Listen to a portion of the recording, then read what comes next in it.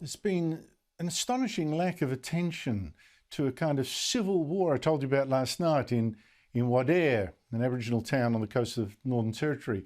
One man dead, a lot of people injured, police too, how many we don't know. Nearly 40 houses burned or destroyed, nearly 400 people homeless, at least 150 refugees and armed gangs running around for weeks. The whole thing's just incredible. Joining me is Jacinta Price, a former Deputy Mayor of Alice Springs, and now the CLP candidate in the Northern Territory for the Senate for this election. What do you think is happening here in Wadeye? Well, as far as I know from some of the reports that have come out of Wadeye is that there are warring families and a lot of violence that's taken place. There are about 37 different homes that have been set alight and destruction to those homes, and that's deeply concerning.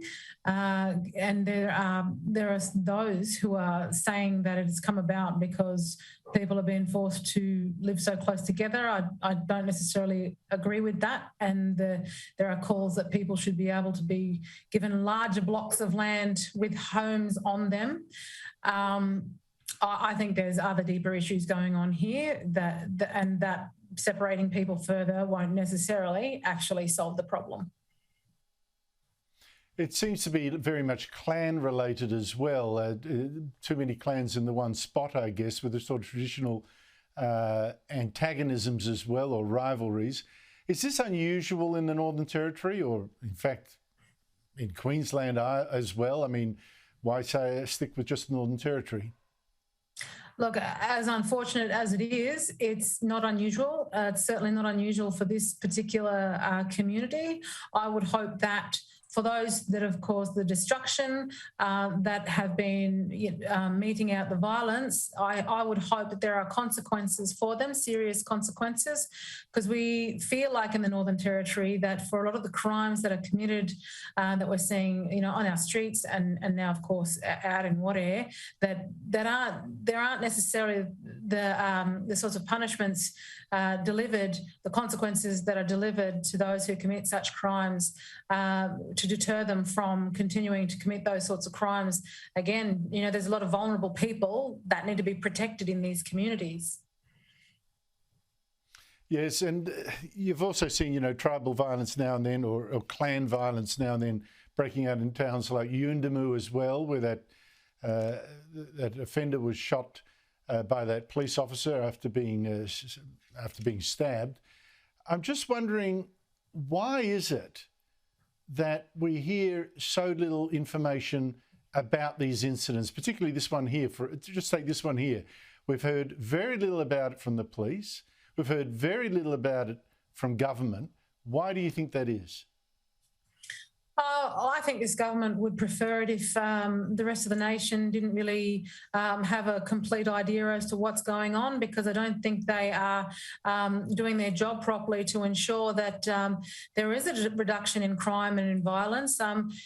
We see it and hear about it on a regular basis. I've heard some people complain that they believe that police media need to be doing a better job informing the public, the communities, as to what is actually going on. If we're more informed, then I think better decisions can be made and the pressure can be applied to those who are responsible to do something about this situation and make sure that those responsible are held to account. Here's what I think's going on. You've got this violence, clan on clan, family on family in Aboriginal communities that doesn't fit the script, right? It doesn't fit the script. Now, we mentioned the shooting in Yuendamu.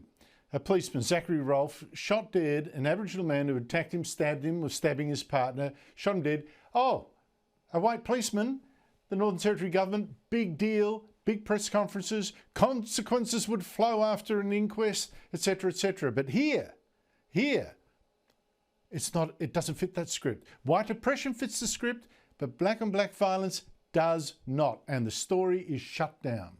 Yeah, in fact, there's more of a concerted effort to try and keep it on the down low. You know, I've been arguing that we need to deal with the Indigenous violence that we experience. That I've been talking about: interpersonal violence, domestic and family violence, community violence. That we need to actually confront these issues.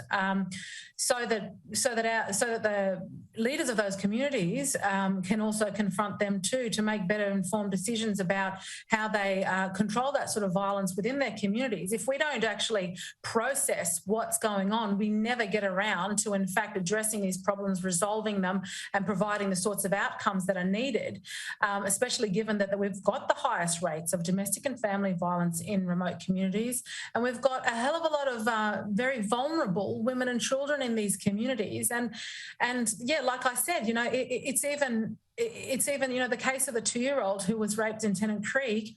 That's still, those sorts of things are still occurring. We're just not hearing about them through the media. And we need to be honest, not follow an ideology on this, but actually be honest about what may in fact be contributing to this violence that is the responsibility of certainly people in those communities as well.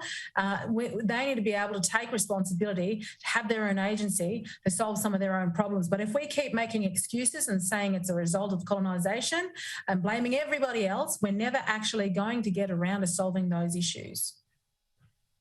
Yeah, you have to think right now of the poor kids at Wadeye. What sort of schooling are they getting? What's the disruption to their lives, etc.? I think it's just such a tragedy. Jacinta Price, I know you've been crusading and very bravely on these issues for many years. Wish you all the best for your Senate campaign. Thank you so much for coming on the show.